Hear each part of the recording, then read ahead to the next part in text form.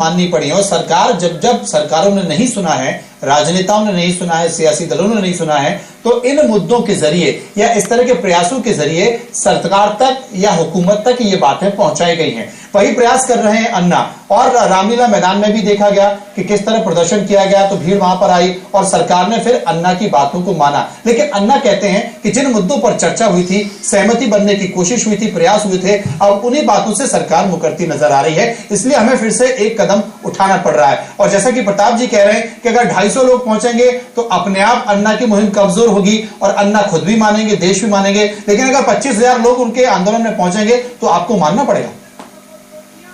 देखिए, मैं एक बात बताऊंगा आपसे, आपके प्रश्नों के सवाल मैं देता रहूंगा, लेकिन एक बात जो पूरे लोकतंत्र इस देश के अंदर है जी, और लोकतंत्र के अंदर देश की जनता 5 साल के लिए किसी पार्टी या पार्टीज को मौका देती है देश को आगे बढ़ाने के लिए और उसे दिशा देने के लिए जी।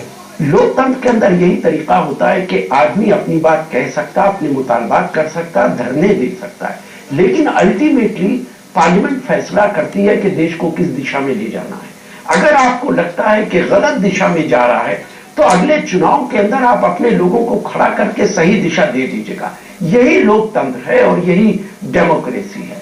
लेकिन अगर आप इस सब के अंदर यकीन नहीं रखते तो किस तरीके का देश चाहते हैं, किस तरीके का सिस्टम चाहते हैं, बहुत सारे सवाल खड़े हो जाते हैं।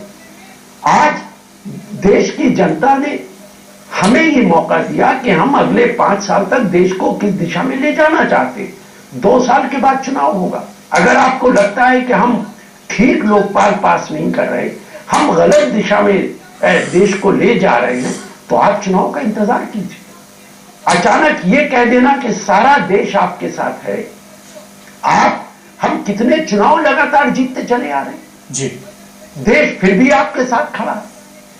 5 स्टेट्स के अंदर अभी चुनाव हुए थे, केरला के अंदर, बंगाल के अंदर, आसाम के अंदर, हमारी सरकारें बनी, जनता आपके साथ है।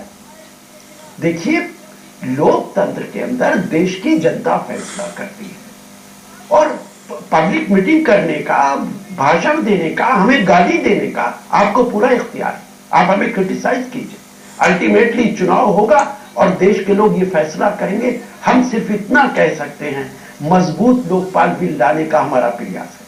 हमने लोकपाल पार्लियामेंट के अंदर पेश कर दिया है। हम जो फैसला करते हैं देश के हित में करते हैं, सत्ता के लिए नहीं करते। सत्ता के लिए नहीं करते। सीधे चलते हैं अनशन स्तर पर। अनशन स्तर पर कुछ